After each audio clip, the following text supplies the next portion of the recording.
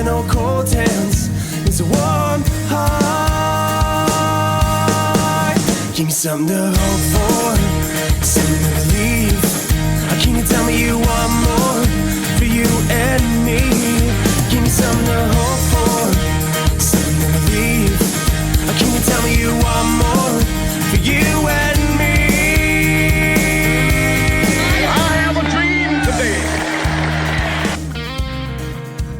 Hello, and welcome to this bonus episode of Hashtag Lita. My name's Jeff Connor, and I am excited to share with you a conversation between myself and the executive director of Stepping Stone Emergency Housing in Anoka, Minnesota. Some of you may not know that I am a development officer in some of my spare time for Stepping Stone Emergency Housing. I started that back in February of this year. It's been awesome to be a part of this organization and part of helping people who are experiencing a really rough time in their lives and experiencing homelessness. This conversation that follows was between Julie Jeppson and myself. Julie is the executive director at Stepping Stone. She's also on the city council in Blaine, Minnesota, and is just a wonderful human being who really lives out the mission of Stepping Stone. And you'll hear her talk about the 4 pillars that is part of who we are at Stepping Stone. And I just think you're going to see a glimpse of someone who's really making a difference in this world and really embodies the hashtag Lita movement and shows every day how love is the answer. So let's dive into it and get started on this wonderful conversation between Julie Jeppson and myself. Enjoy. You know, Julie, what I felt on Monday on that staff meeting was a glimpse into your heart, I think. Maybe even more so than what I'd seen, just having it isolated to the issue of people experiencing homelessness. And, we're right in the middle of what's going on here in the Twin Cities of George Floyd dying at the hands of a police officer.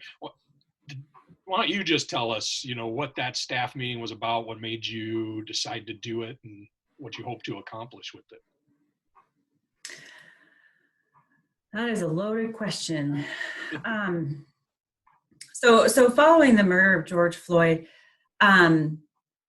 I really took it upon myself to just be silent, to just hear what was being said, what was going on, kind of just processing things internally, because clearly right now his murder is so much more than anything has ever been before. And to respect that and to, just really respect that, things needed to be really thought through. And the thought process in getting our staff together, one, we definitely have staff who are of color, and we definitely have residents who are of color. And at the forefront of my mind, I always want to put those with lived experience, usually in the with the idea of homelessness, those who have lived experience with homelessness, we always want to incorporate them into our programming, into our conversations, getting their feedback, making sure we're on the right track, both for our residents and our staff who have lived experience of homelessness. And what really made me think was we've never asked those people of color with lived experience how we're doing. What do we need to improve upon? And regardless of the shade of skin you have, it has been a remarkably emotional week for everyone. And that can't help but seep into your emotionally stressful, heavy job here at the shelter. So we had to name it. We had to call it out. We couldn't dust it under the rug. We couldn't shut the door. We had to face it. And there were people who were raw and real and open. And there were, these are messy, uncomfortable conversations, but these are messy, uncomfortable conversations that have to happen, because if we don't have them, they remain behind that door. Or if you feel not unsafe, but if you feel uncomfortable talking about this stuff, if you don't quite know the right thing to say, so you're just silent, that continues the problems that we've already had. So it was necessary for all of us to come together, even in this COVID world, that we're so isolated and so social distancing. It was so important that we all came together to really be with one another. Yeah, I was really taken by, at the beginning, it's like you could hear the crickets chirping, right? It was just silence for a lot of it. But then the meeting started to pick up momentum, and it was that momentum and that willingness to start sharing that just turned into this, in my opinion, just a beautiful conversation. And that's what I loved most about it, is that maybe we didn't all agree on everything that was being said, but we sure listened to one another, and got that feedback. And, what was your take kind of on how the meeting progressed and how people responded during the meeting and afterwards? Have you gotten any feedback after that meeting? I was very, very nervous, because this is a type of conversation that, one, we've never had, and two, you don't know how it's going to go. You don't know how people are going to react. And so even afterwards, I was very, very nervous how people were going to respond. And the response I did get back was incredibly positive. I think people needed to cry. I think people needed to vent. I think people needed to voice the thoughts that have been in their head for the past week or so. So I think overall it was very positive. Yeah, it's those uncomfortable conversations that, and I think it's fear, right? I think fear drives the silence, because, you and I, talking about this together, I think there's even some fear in that, that you and I being, of this, we hear white privilege, and I struggle sometimes using that, because I know some people will hear that and they immediately feel like they're being pushed up against when they hear that. But it's the reality. It's true. I mean, you and I really have we can understand that intellectually, but emotionally, viscerally, we have no idea what it's like to be treated differently, hated, demarginalized, only because of the color, dehumanized only because of the color of our skin. And I think you have zero control over. Yeah. And we didn't ask to be born the way we've been born any more than a Black person would be. It's what is. And so I think sometimes we shy away, especially in public like this, from having an open and honest communication about this, for fear of what we might step in or, say that might be considered insensitive. But what I found, I had a great conversation this morning with, you heard me, I sent you an email, Von Shane, about this. And it was an opportunity for he and I to start understanding one another. And that's what I thought was beautiful about that first meeting. And I hope to see maybe even more of those. And it's those types of meetings and that open honesty, the willingness to be vulnerable, no matter what your race, ethnicity, and background is, that willingness to be vulnerable, and then to try to understand that perspective of someone else. I liked what you just said about trying to get the folks who are experiencing homelessness to be part of that conversation, because you and I probably, I know I don't, speaking for me, I have no knowledge of what that's like. Yeah, no knowledge. And we shouldn't be ashamed of that. We should own it, and use it to the benefit of others who don't have the same privilege that we have. You bring up a good point about fear, and it's so interesting to me. We fear this so much, and I kind of think of it as, anything we fear. But if we just deal with it, the fear goes less and less and less. I think people fear public speaking more than death. But the more you speak publicly, the less fearful it becomes. So the more we speak, with people of every ethnicity and every shade of color of skin, the less fear we have and the more open and educated we'll be. Yeah, when you just said that, I thought of the word, shining a light on things as we have these conversations. It's bringing it out into the light, and we're not having to ignore. I think that's been a big part of, what saddened me is that, this isn't the first time we've been through this collectively as a society, and it's been going on, and what you said about being silent, I think so many of us were trapped in that space of like, what's going on?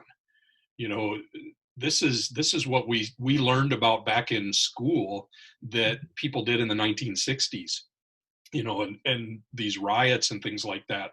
And it just felt like what the last 40 years have been erased, 50 years have been erased in an instant. But it feels different this time. I don't know. Does it feel different to you this time? I think for us, though, yes, it does. It definitely feels different this time. But I think for us, being in Minneapolis, it has to feel different because it's never been this close to home. And so I think that adds definitely a different dynamic. And not only close to home, the protests have been, in my city.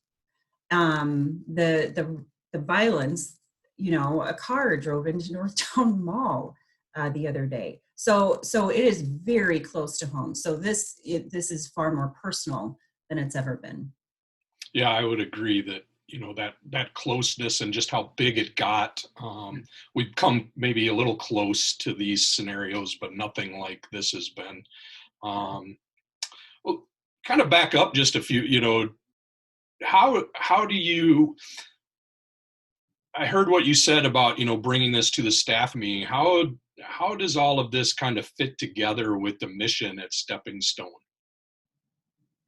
How do these conversations fit together with the mission of Stepping Stone? Yeah. Is that what you're asking? Yep.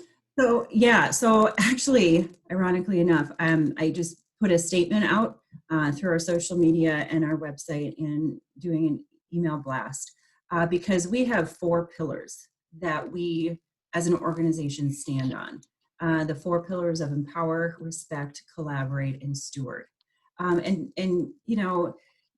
Businesses come up with taglines and mission statements and vision statements, but in this case, those 4 pillars could not be marketing terms.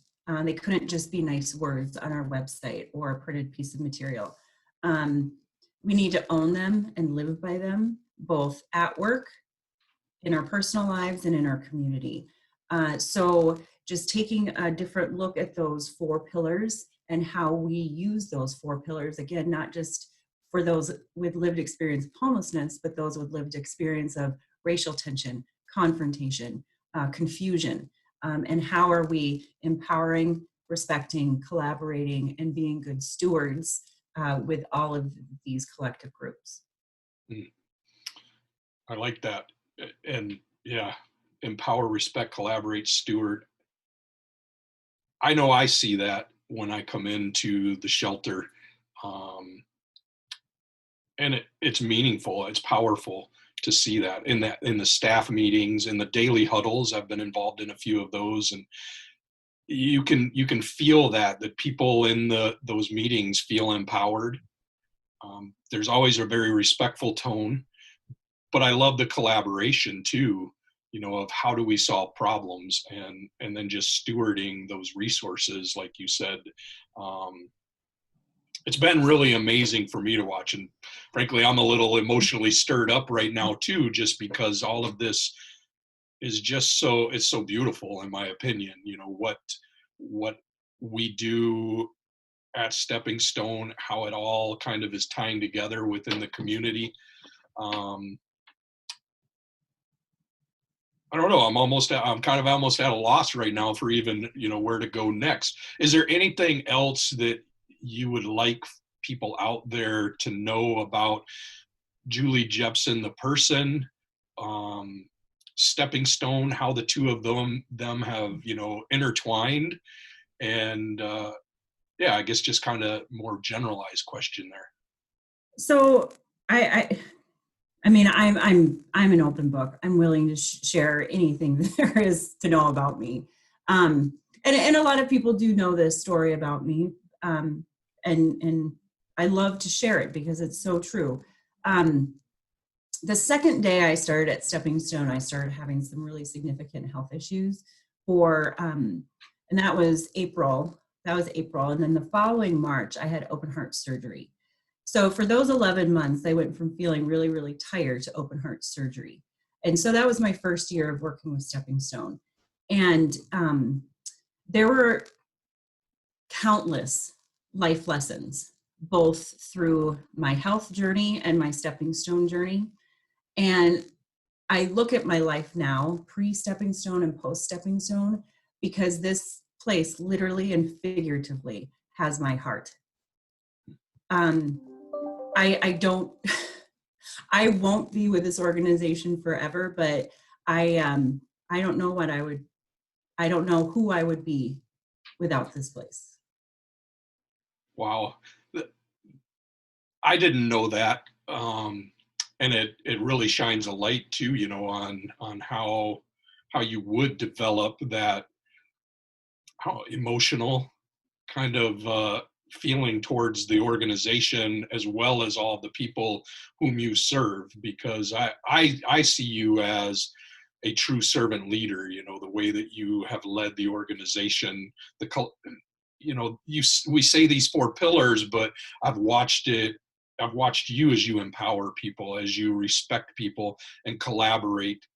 I've heard you talking with the board about how we're stewarding our resources.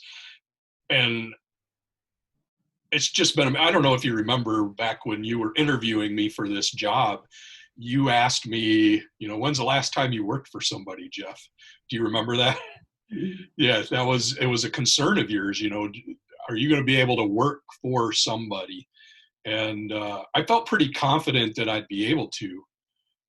But what I've learned since then is how much I truly enjoy supporting you and what you're doing. Oh, that's at nice. Stepping Stone. Yeah, I mean, and these aren't just, I'm not, vying for a raise or anything. Care less about that. It's a truth.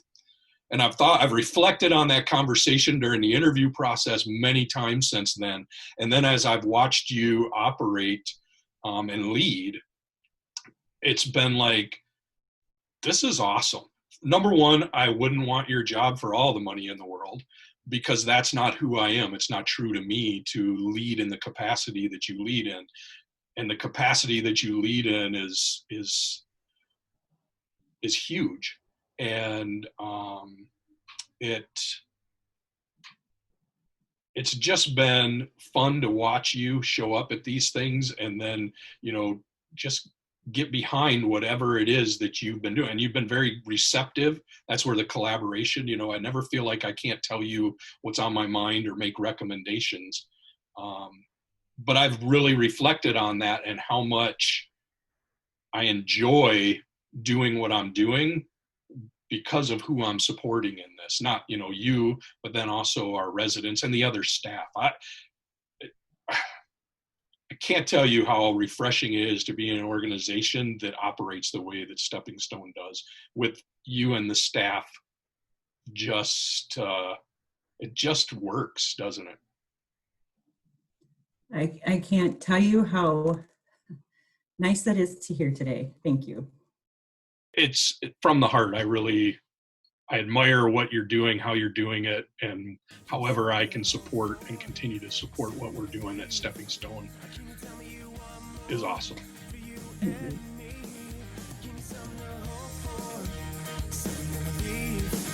Can you tell me you want more for you and me?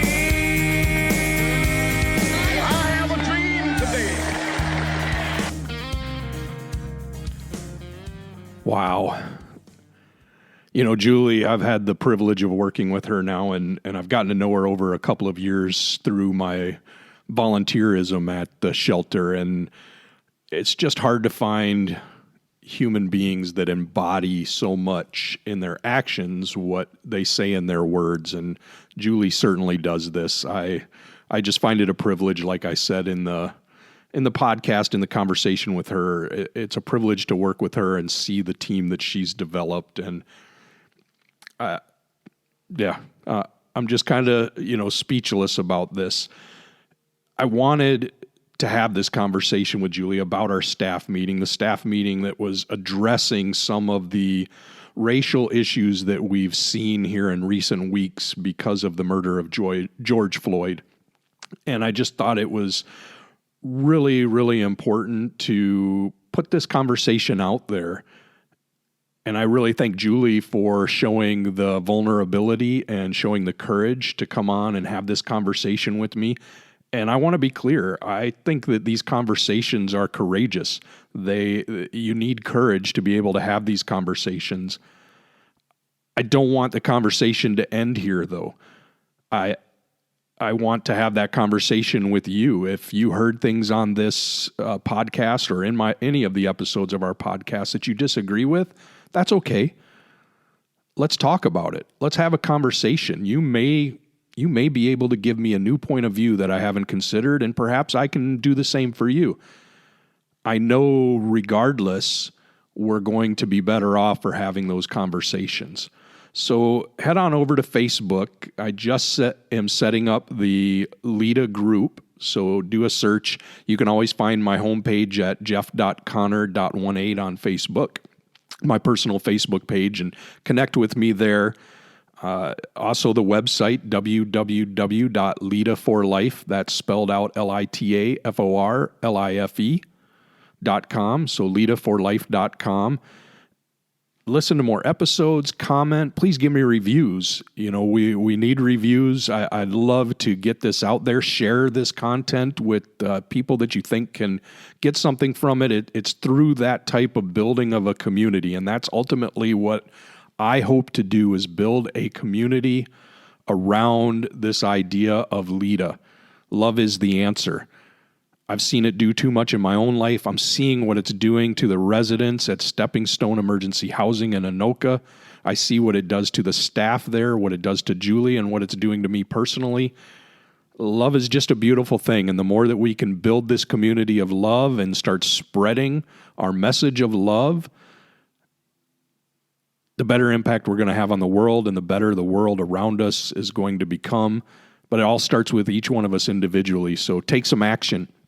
Go to the Facebook page, join the LIDA group, like my personal page, go to the website. Tell me what guests you'd like to hear. Who would you like to hear me have a conversation with? If you would like to have a conversation with me about love, get in touch with me. Fill out that online form there to contact me and tell me on the website what it is that you'd like to talk about. I am looking for folks of all persuasions who are doing something and have a message of love to spread throughout the world. So that's it. Let's grow this thing together. Please tune in next week. There's going to be another great episode of the #LIDA podcast. I'll also be just a reminder, I'll be interviewing Bob Berg, one of the co-authors of The Go-Giver, here next week, and that should be out the last week of June, early July, so look for that. Every week I intend to have new and fresh content for you to look at. We're going to have one more episode next week concerning racism. A lady that I was introduced to named Pam Longfellow. Her and I are going to have a conversation tomorrow morning, and I should be able to get that out to you next week. And I think it's going to be another fascinating look at a little bit different aspect of racism and how it's showing up in our world and where it's come from. We're going to talk about the systemic issues and causes of racism. So tune into that. I think it's going to be real educational and enlightening and help us all. So that's it. Be well, my friends, and go out and love one another. We may never know cold hands. It's a warm heart.